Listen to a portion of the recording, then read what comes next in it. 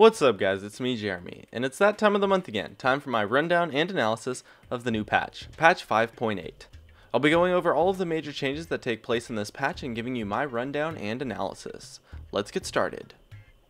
Starting off with the changes to champions, the first and biggest being the Ryze rework.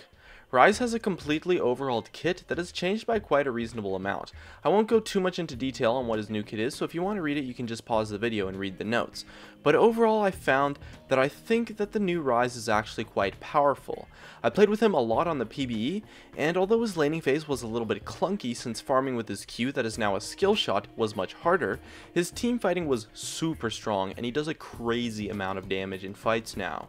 In addition, his passive is really strong too, and so I expect Ryze to be one of the strongest champions in the game actually with this change, assuming that Ryze fixed the bugs in his kit that I experienced when I played him on the PBE.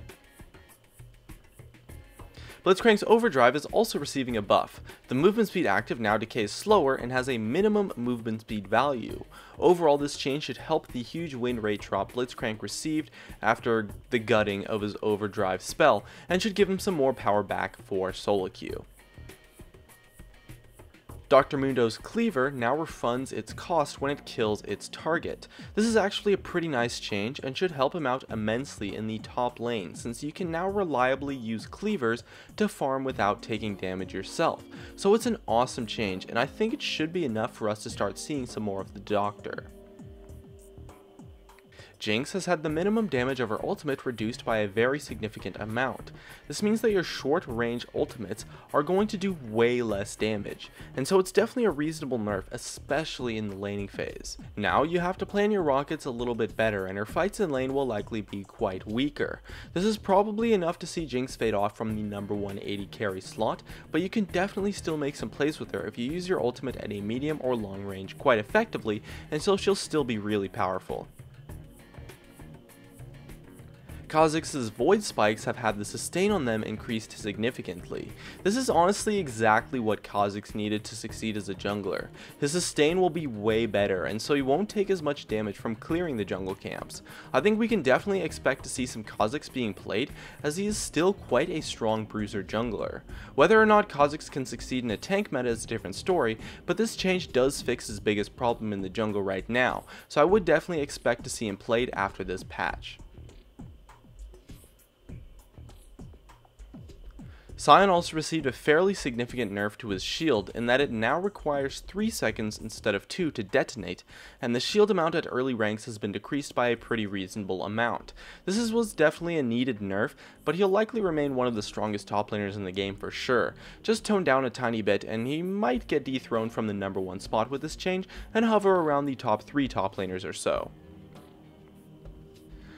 Yasuo's passive now shields for a bit more but takes a bit longer to charge up. I think this is a buff to Yasuo because it increases the potency of his shield, and as the Yasuo player you are often dictating fights in lane since you have so much mobility with the creep wave, that the stronger shield should help his sustain quite a bit and he won't be able to get poked down as much.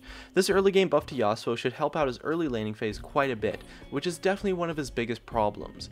It's a nice change and we can expect to see some Yasuo games in the future most likely.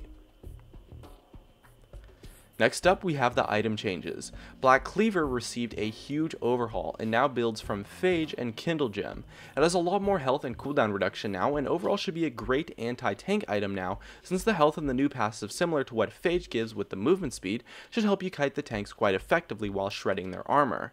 I think it's a great item now that can definitely find a place in some 80 carry builds, but also as well in some of the bruiser champions potentially.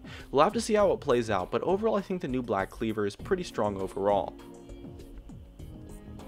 Recurve Bow now builds out of daggers, deals 10 damage on hit, and has affected a numerous amount of item builds. The 10 damage buff is really big, since it makes Recurve Bow a solid option in the laning phase, where attack speed tends to not be as useful as it is in team fights.